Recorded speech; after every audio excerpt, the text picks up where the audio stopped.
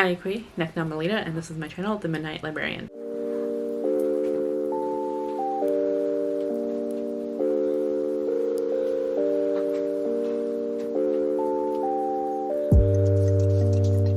And today I will be talking about my May wrap-up. So I don't really recall what happened in May. I feel like it's all a blur. All I remember is that I had a hell of a time trying to find an audiobook I really wanted to listen to. I also DNF'd 2 books. So let's just kind of get into the books that I read. Let's get into my stats first. For the month of May, I read 7 books, not including the DNF books because I don't count those. It's just my preference. Couldn't say why. I also apologize for the lighting. I'm going to try to stay over here because that is real bright. I don't normally film this time of day, so this is weird.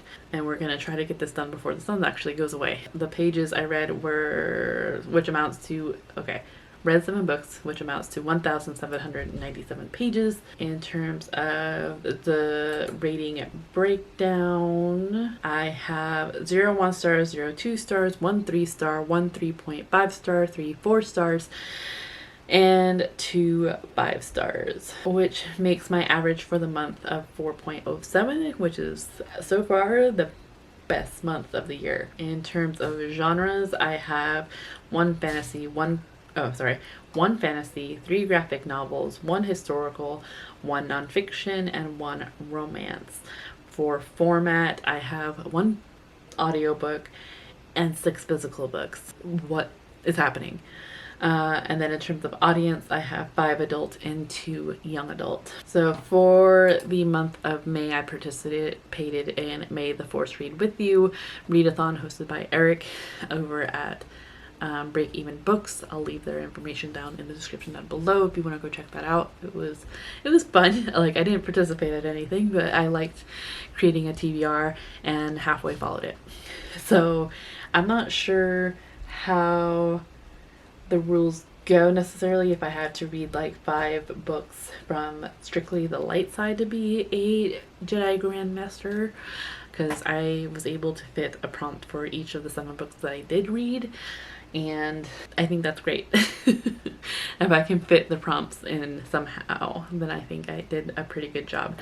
But let's talk about the books that I DNF'd just to get them out of the way. So at the end of April, I had a vlog that was me vlogging going to the Bay Area as well as coming back. When I was coming back, I mentioned that I was listening to If I Disappear by Eliza Jane Brazier, narrated by Kristen C. Basically, this is a book that's following Sarah, who loves true crime podcasts, particularly one that is hosted by Rachel, who talks about missing women and missing girls and women and tries to get their cases back in the spotlight so that people start searching for them again. But then Rachel goes missing, and Sarah feels like it's her duty, that Rachel essentially gave her all the clues to how to find her within her podcast. So Sarah goes in search of her. And this is set in Happy Camp, California, which is a couple hours away from where I currently live. This is a problem.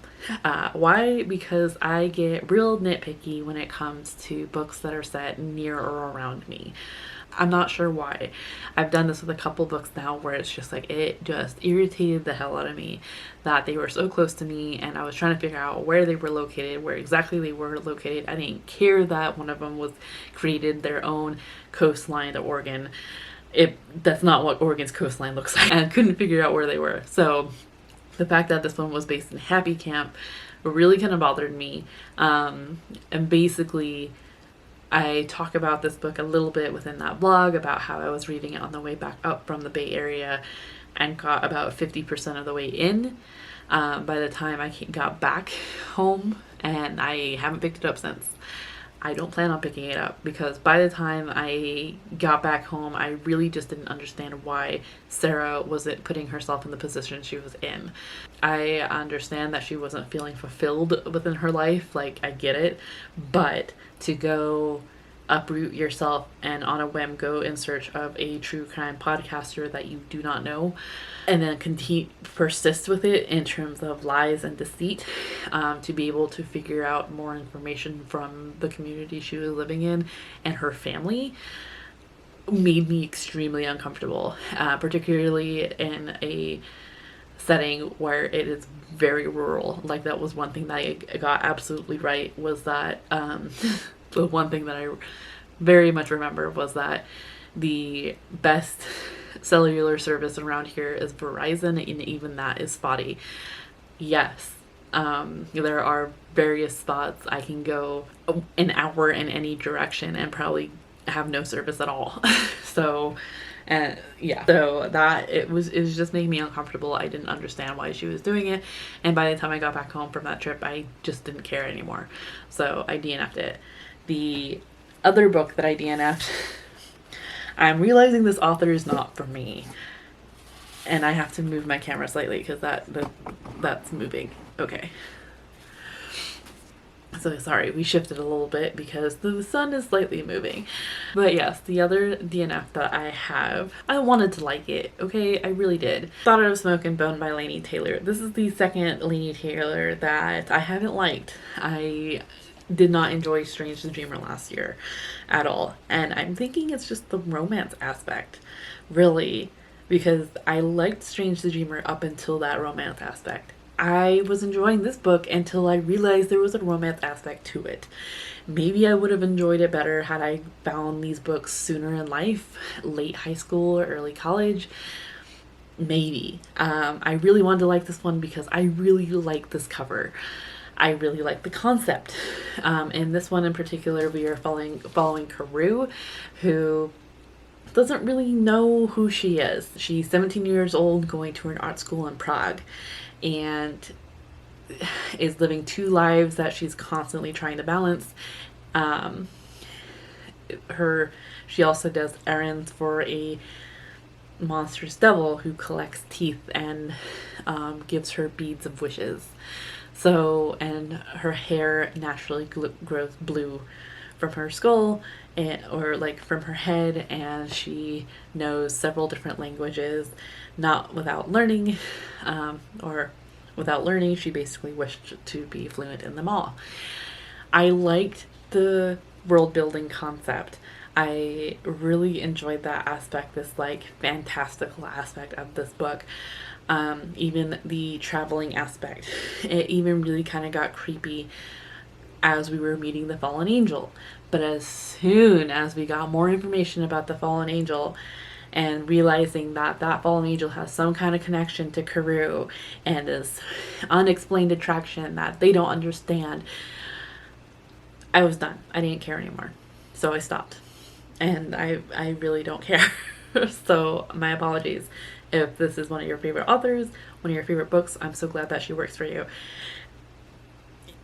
It doesn't work for me. Okay, let's get into the 7 books that I did read for the month of May. The first one, oh, that sun's still moving, is The Woman in the Woods, a cautionary fables and fairy tales book of North American stories. This is edited by Kel McDonald, Kate Ashwin, and Alina Pete.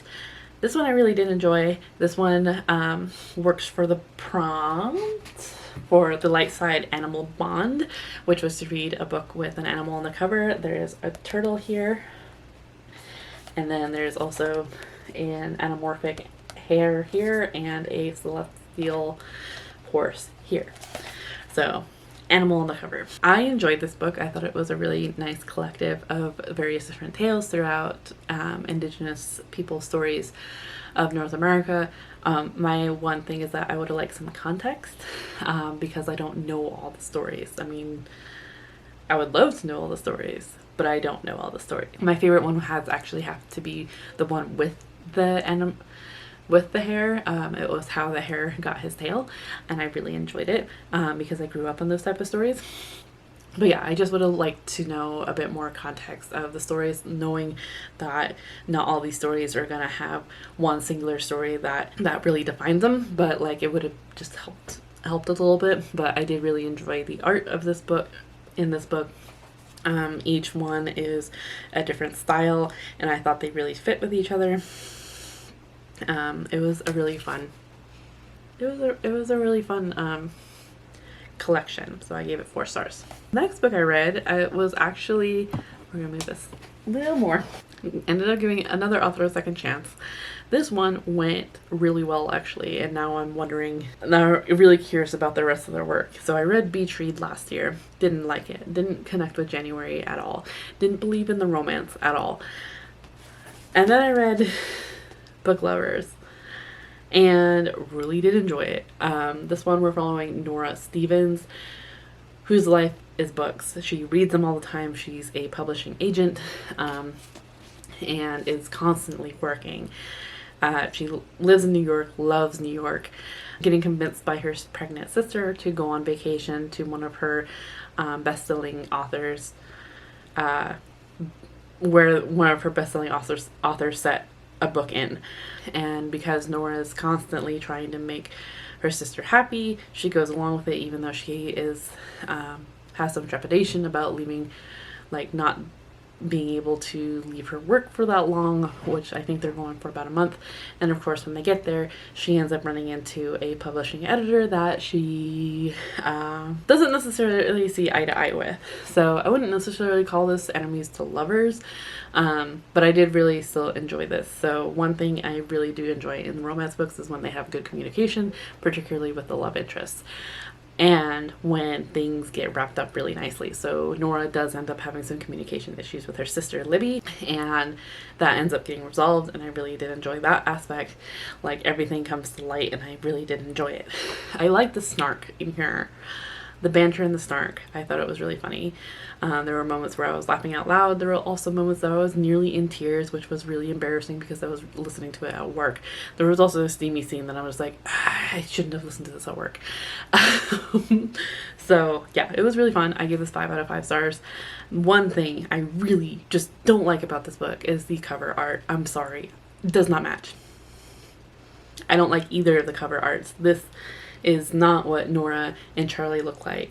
And I don't like the other cover because they're never in a canoe. So it bugs me. It bugs me a lot. So I ended up settling with this cover. But no, that I don't like it.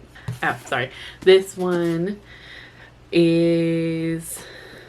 works for the prompts of helpers, which is a neutral helper for droids, which was to read an ebook or an audiobook. I did listen to this book through Libro, through their advanced listeners copy program, and this was narrated by Julia Whelan, who I actually really do enjoy as a narrator, so that was really fun. The next book I read was a recent haul, I believe. I believe I hauled this in April, and that was Coming Back by Jesse Zabarsky. This is following these two women, Preet and Melissa. They are a part of a society where the society really kind of heavily relies on magic, and Preet is one of the best magic wielders within society, so she's very important within the society. Melissa cannot do magic, despite her attempts, and feels like she can't contribute to society as much as she would like to. So when something ends up attacking the community, Melissa volunteers herself to check out what's going on. And while she's away, Preet ends up doing something that is against the society rules or culture and ends up getting cast out. I really enjoyed the art in here. It is absolutely, if you can't tell by the cover, absolutely gorgeous. And the color palette is ever changing. I really enjoyed it, and it was very cute. Yeah, it's sapphic romance, and I particularly just really enjoyed the messaging in terms of like basing rules off of stories we learned from our ancestors, but kind of interpreting those stories in our own way to create these rules, and learning to adapt those rules in order to maintain what society needs today. So yeah, I really enjoyed it. I think I gave this 4 stars. I think I'm gonna give it 4.5 because I just really enjoyed it. So this one worked for the light side for Spirit, which was to read a book featuring ghosts or the supernatural, and this had magical elements as well as like ghost type things. So yeah. Next was another recent haul book that I hauled, but I can't remember when exactly I hauled it. but I do know it was recently, and that was Daughter of the Deep by Rick Riordan. I have not read a Rick Riordan before. I do have The Lightning Thief in my stack of books, and just haven't gone around to it. This one intrigued me more because it had to do with marine biology, oceanography, and I really just wanted to read this one first. I'm really glad I did. I really enjoyed it. This one follows Anna Dakar, who is going to Harding and Pencroft Academy, which is essentially like a really specialized school that hones their students into marine biology, oceanography, the marine sciences, and Navy SEAL type stuff. Anna Dakar is a freshman at this school, and something ends up happening while she is taking her freshman trial, or is about to go on her freshman trials out at sea, and learns that their rival school, the Land Academy, and her school, Harding Pencroft Academy, have essentially been having a Cold War for hundreds of years. And it's up to this freshman class to basically solve whatever the hell is going on. And yeah, so typical young adult. I think this is advertised as middle grade for some reason. I think it's more young adult. Is that all the adults are easily explained away somehow. We are dealing with Anna going through grief and loss. Particularly, she's still grieving the loss of her parents, as well as some events that are happening within the book.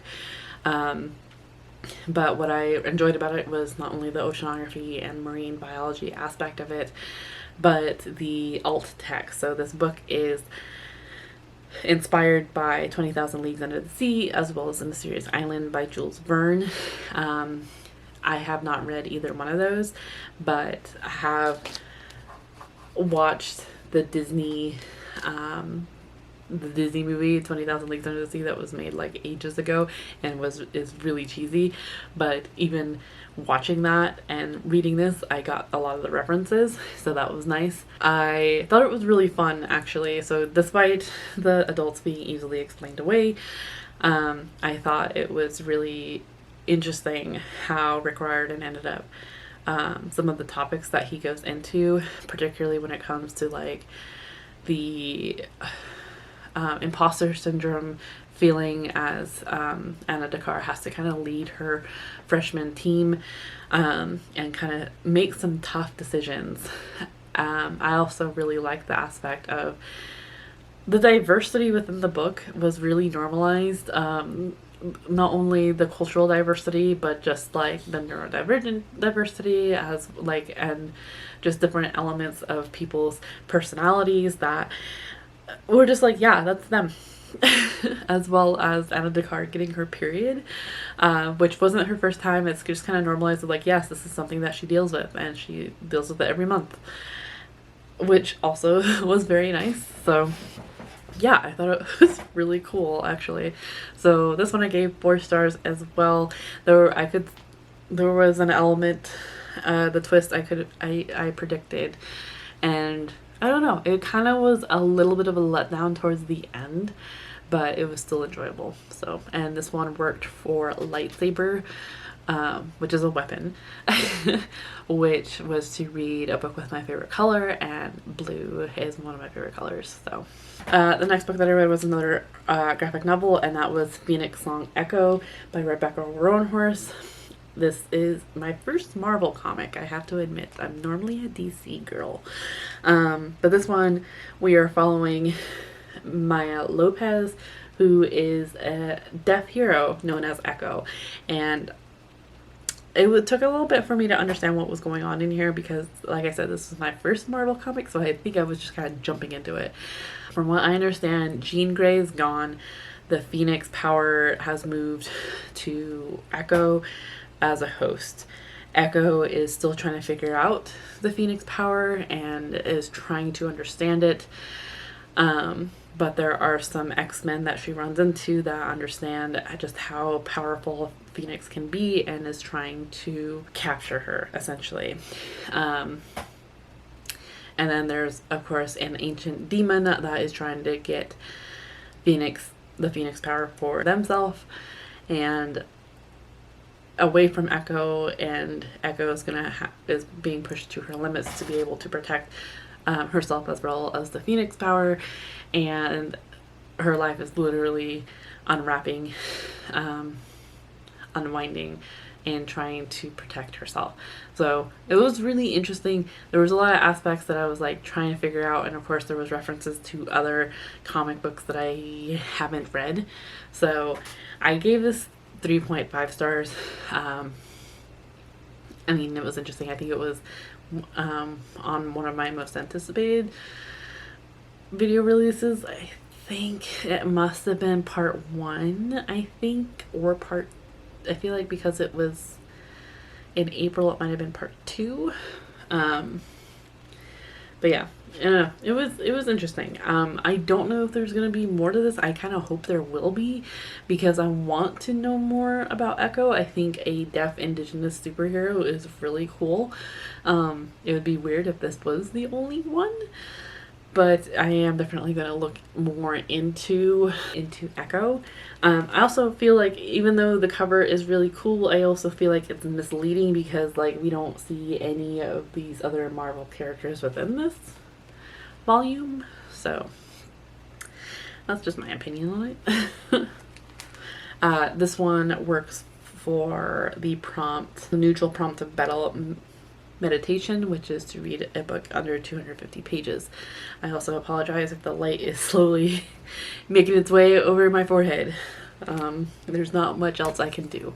The next book that I read was another one that I recently hauled, and that is The Sound of a Wild Snail Eating by Elizabeth Tova Bailey. This is a nonfiction where Elizabeth Tova Bailey is talking about a sickness that she ends up getting. She ends up catching something on a trip somewhere and ends up getting an autoimmune, I don't know if it's disease or bacteria, but basically she is bedridden and ends up having medical issues for years and years. And she at one point ends up getting gifted a plant from a friend, and it happens to have a snail on it. And the snail is kind of her reprieve from everyday life in bed. And so she ends up observing the snail. And this book is just kind of filled with all the scholarly works and different researches, different works that she ends up finding later after she does get a little better and get some answers from her sickness, which I thought was really cool because she does end up talking about interlibrary loan at some point, and that's the department I work in within my own library, so that was interesting. However, so I bought this because Allie from AllisonPaiges really highly recommended it. She absolutely loved it. I also had hauled this on Instagram at one point and had a couple of people comment saying it was one of their favorite books. And I don't know if it was just the overhypedness or because I'm not that into snails. But it was just okay. I gave it 3 stars. Which I feel bad about because it is a nonfiction that is about Elizabeth Tova Bailey's sickness and the very real medical thing that she was going through. But I just didn't really care about snails, and maybe it was just the time in my life because I'm currently dealing with snails in my garden and all around my house and in my aquarium. So maybe I'm just tired of snails and this was a bad time. I do hope to reread this at some point because I do feel like there is a lot of information about snails in here that could potentially be interesting at some point when I'm not surrounded by them. I do enjoy the illustrations. Like, the cover is cute, but also there are little, if I can find them, little snail illustrations on every other page within this book, which I thought was really nice. I actually really like illustrations of snails. I just don't particularly like snails. So it is an interesting book nonetheless, and I am happy I read it. I still don't like the deckled edges, but that's alright. This one works for the prompt of on the light side, which is knowledge, which was to read a book with 5 or more words for the title. Final book, and that is my final book was another author I gave a second chance, which I didn't even know I was doing at the time. This was a book that was highly anticipated, and I picked it up. And honestly, it was like there was two audiobooks this one. I don't know why I said one. So this was my second audiobook, and honestly, like, it was bugging me that I wasn't finding anything that I wasn't liking, and it got to the point of just like, you know what, I'm really eager to read this one, and so this one's the one I'm going to pick, and that is When Women Were Dragons by Kelly Barnhell. So I ended up purchasing this off Libro, and it's narrated by Kimberly Farr and Mark Bramhall. So I didn't know this at the time until I looked at Kelly Barnhell's backlist history. I have read The Girl Who Drank from the Moon and didn't care for it. It felt very incomplete and inconsistent.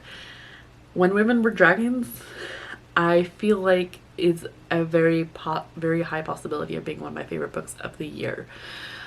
This one, we are following two perspectives. One is from Alex Green, who is a young girl when in 1955 is the mass dragoning. Basically, women are turning into dragons. How is it happening? Why is it happening? Where are they going? No one knows, and for the most part, no one wants to know. It is keep your head down and don't ask questions. Very 1955 and over. It's treated as a feminine issue and is not to be talked about. It is very impolite. So we are following Alex's memoir of sorts throughout as she's recounting her life within this historical fiction fantasy that women turn into dragons. We are also following another account of a Dr. Gantz who is actually studying the dragoning and is constantly hearing his research throughout the book, which I think is really interesting as well. Okay, so yeah, as we're following Alex's account, we learn that her aunt Marlo is one of the ones who dragoned in the mass dragoning of 1955, and there's so many questions and there's no one to answer them, and Alex didn't have the words or capacity to be able to ask those questions. Basically, she is now suddenly has her cousin that her mom is calling her sister, and her mom's also saying she never had an aunt. We're also learning about like just how Alex is dealing with all of this. So not only the lack of answers to these questions that she has burning questions for, but also her life. So she, I believe, is a kind of middle-class white girl. Middle-class cis white girl who does have to deal with quite a lot for a young girl. Her aunt ends up dragoning it. Her mom is going through some issues, and essentially she is abandoned at 13 to take care of Beatrice, her cousin turned sister.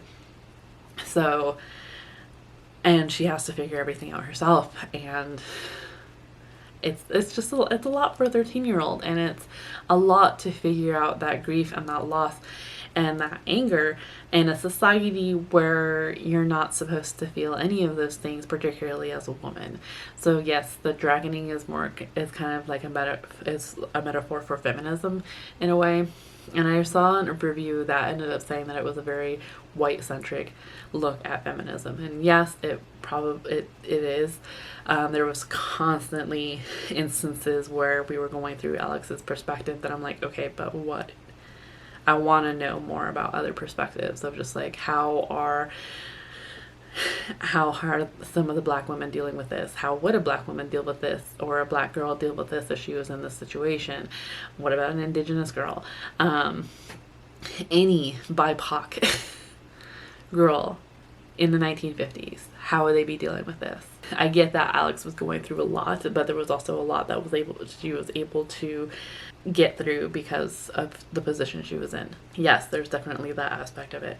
But yeah, I still really enjoyed the book because it had me thinking, and it had me wondering, and it had me like, it kind of inspired. I was just like, what would an Indigenous girl do in this situation in 1955? Of like, would she turn into a dragon? What would her life be like? Like, I really just started questioning and just started thinking, and like it really was just fun to think about. This was another book that also had mentioned interlibrary loan, which I thought was really cool. And yeah, like it was an exploration of Alex's grief and loss and her feelings and just everything. She had so much, and I felt for her because all I wanted to do was help her. And I'm so glad that she ended up having the adults in her life that she did, or adult in her life that she did, in order to pull through. Yeah, this was just a really fun read, in my opinion. I do really enjoy the kind of nuanced books where it's like everything is normal despite one thing. And even that one thing is kind of considered normal. For instance, like Nothing to See Here. Yes, these children happen to combust every so often, but we're going to move on. The same with this. I'm just like, yes, women dragon, so what? And it's kind of like society's reaction to it that I think is like a huge commentary of how society is so quick to put their heads down and forget and not talk about it, because that's easier than explaining, that's easier than feeling, that's easier than figuring stuff out. So the huge commentary on that. Yeah, I have a feeling that When Women Were Dragons is going to be one of my favorite books of this year. I really enjoyed it. 5 out of 5 stars. Yes, it was not perfect. But I kind of like that about it, because I like how much it's making me think and question, as much as it made me feel and get frustrated and nearly cry and just like love. And it impacted me, and that's what I appreciated about it. I will for sure be getting a physical copy. I absolutely loved it. So, and the cover is gorgeous. And I will be looking into more of Kelly Barnhill's work, because I thought I was done after The Girl Who Drank the Moon, and Kelly Barnhill actually has quite an extensive backlist. So I think I'm gonna look more into their work to see what else there is. When Women Were Dragons, I will say, has content warning for misogyny. It's 1955. And yes, it was very lackluster in terms of diversity, but it still has some diversity. In terms of perspective, there are also content warnings for grief and loss, cancer, brief mentioning more of like not assuming, but like hinting at cheating, as well as child abandonment. So please be aware of that going in. And for the May the Force Read With You readathon, this prompt worked for a neutral prompt, which was Force Vision, which was to read either a book set in the future or a book set in history, so sci-fi or historical fiction, and this was a historical fiction. That is my reading for the month of May. If you have read any of these, please let me know your thoughts down in the comments down below. And I hope you are doing well. I'm going to let's do an emoji. Let's do the snail emoji, because I don't like the dragon emoji. And I have these cute mushroom earrings, so I think that fits a little bit. But yeah, let's do the snail emoji if there is one. Is there one? I think there's one. But let's do that if you made it this far. Otherwise, I hope that you are in the mental mindset to enjoy your reading, and I will see you in another video very soon. Shoo.